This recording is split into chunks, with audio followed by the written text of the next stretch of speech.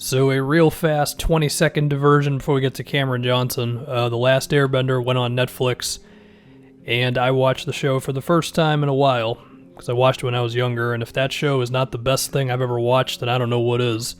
I never finished Legend of Korra, so we'll see if that's as good, but if we talk about Cameron Johnson on the Phoenix Suns, is he underrated? You know he might be, because he's better than guys who were drafted ahead of him. I mean, you look at a guy like Jarrett Culver or Cameron Reddish or whoever.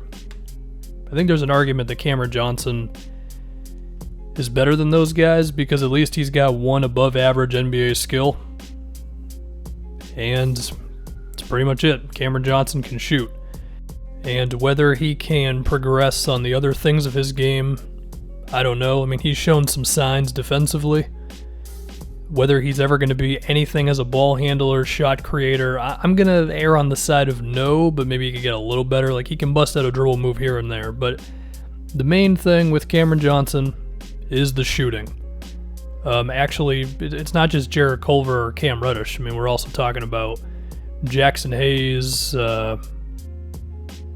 Darius Garland, two other guys who I think you could argue Cameron Johnson is better than right now. So in that sense, yeah, I would say he's underrated because I do think the Cameron Johnson pick did receive a bit of scrutiny. I mean, it was certainly a reach, and there were guys after him that were better. But I feel like there's a chance he can be pretty good. And let's just dive into the shooting. I mean, in college, he was a good shooter for his whole college career, basically.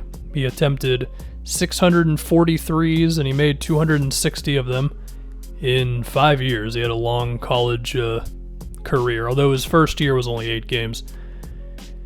His free throws were good the entire time. He took 273 free throws, and he shot 81% on them. His form looks good. He goes up with it quickly. It's pretty textbook. It seems like he's going to be making shots his whole career. And the fact that he's 6'8 with a 6'10 wingspan helps, so it could give him some more potential to make threes over guys. As far as how his play style is in the NBA right now, I do want to give him some credit for this as well. And this is something you're going to get when you draft an older rookie. He knows what he is.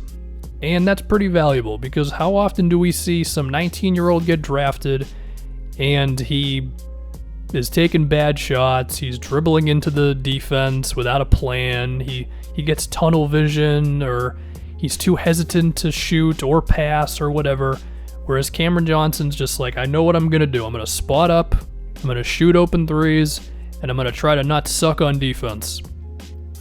And that's valuable, especially for a team in Phoenix that's already kind of set in terms of ball handlers and all that stuff. Now, they still would have been better off selecting like Tyler Hero or PJ Washington or, of course, Brandon Clark, because I think all three of those guys are going to be better than Cameron Johnson, but you could see the vision for why they went with Cam, right? He's mainly been playing power forward. I think that's interesting. Against some teams, that's fine. Against others, maybe not as fine. Although, to be fair, it is tough to tell all the time who is the Suns' power forward, especially when he's playing with Mikal Bridges and Kelly Oubre. It's like, at that point, who really is the 4? And you could argue that the Suns need to make a little bit of a decision in terms of all these wings. Now, I'm of the opinion that you can kind of never have enough wings, but in the sense of Booker's the starting 2 guard, you got to figure out your starting 3 and your starting 4. Okay, but even then, between Oubre, Bridges, and Cam, like, the guy who doesn't start is still going to play like 20-something minutes a game, so I don't think it's a huge issue, but it could be a little bit of an issue. I should include Dario Saric in this whole thing as well. So 4 guys. You know, you got to decide between 4 guys, and maybe it could be tough, but I don't think it'd be that tough. The other things to think about, though, with Cameron Johnson's shooting is, can he just do more? Can he shoot threes with a guy in his face? Can he shoot more threes while moving off the ball? Like, are the Suns going to run some floppy sets for him and then he catches it and he spins to the basket? Is he going to take shots kind of off balance? Is he going to get reckless like a JJ Redick? Is he going to develop any sort of a pull-up game? Is he going to shoot mid-rangers. Like, those are all the questions for Cameron Johnson to me. In his rookie season, 70% of his shots were threes. And there's a chance it's just going to be that his whole career, and I don't think that's a bad thing because, I mean, it's obvious he's good at them. But we'll just see. Like, is he going to expand his offensive game a little bit more? I did mention the dribbling earlier. He's got some straight line drives. They're pretty sporadic. It's the type of thing you're not going to see unless you're watching Suns games day in and day out, or you just watch enough highlights of Cameron Johnson like I'd have to where you're like, oh, there's a dribble. That's nice. I don't expect Cameron Johnson to be some ball handler. I feel like if it was going to happen, it would have by now. The dude's 24. I mean, if you can't really dribble like that by the time you're in your mid-20s, you're probably never going to. But again, that's fine. You can be an above-average offensive player just shooting threes in today's NBA. I mean, I guess now we can get into player comparisons. So he's 6'8". He's a solid athlete. I guess a disappointing outcome for him as a player is maybe Trevor Ariza. More exciting ones would be somewhere between Duncan Robinson, Davis Bertans, Peja Stojakovic, something between all of that.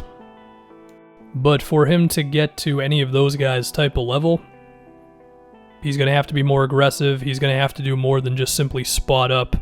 And the Suns are going to have to develop the extra stuff in his game as a shooter besides just simply standing there and taking open threes. And we'll see how that all goes. I don't know. Let's talk about his defense a little bit. It's not horrible, I guess. I mean, I don't think he's got the potential of Mikal Bridges defensively, but I feel like Cam could be okay enough. And if you're going to be a really good shooter, and he's already kind of that, but the output has to be higher, and you're good enough defensively, then okay, you're a good NBA player, and you're probably going to be in the league for like 12 years.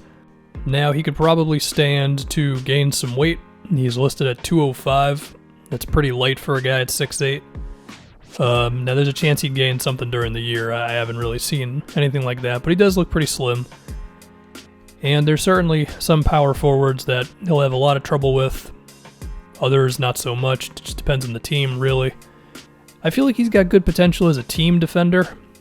I think some of that goes back to his high IQ as a player, just knowing what he's good at and what he's not good at.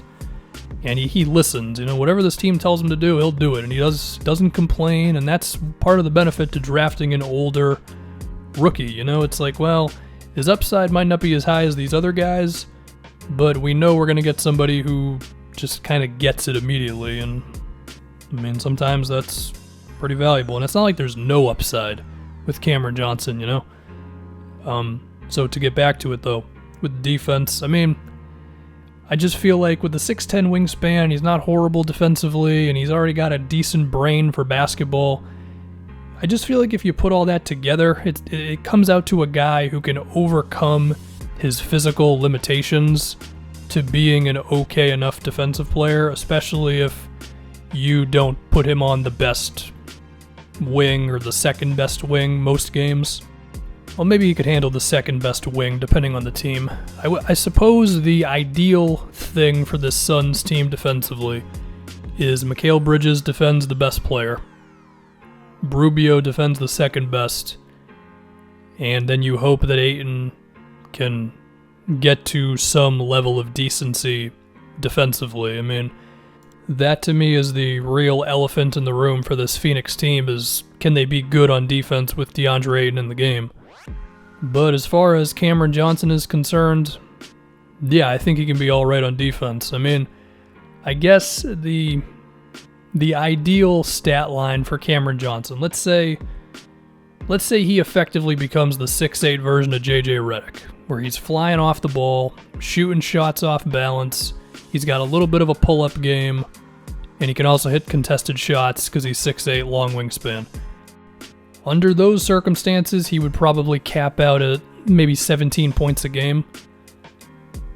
And that's if all of that happens. There's a decent chance that he's not going to get to that level, so maybe he just ends up at a 13, 14 points a game guy. The spacing is good, he's good enough defensively, and the Suns are able to hold on to him for a pretty affordable contract. I mean, let's say if Cameron Johnson checks the boxes of what you'd want him to check, even if he doesn't become one of the best shooters in the NBA, and then you pay him, well, this would be, 3 years from now, we're talking about a rookie extension for this guy. Let's say he's getting paid $12 million a year.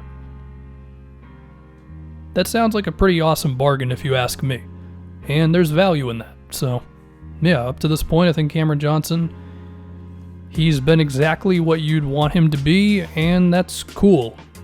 And I mean, to be fair, like, getting an actual NBA player for the 11th pick in the draft is not always a guarantee. I mean, it's not a guarantee you're going to get a guy with the 4th pick or the 6th or whatever. So it's fine. Cameron Johnson seems cool.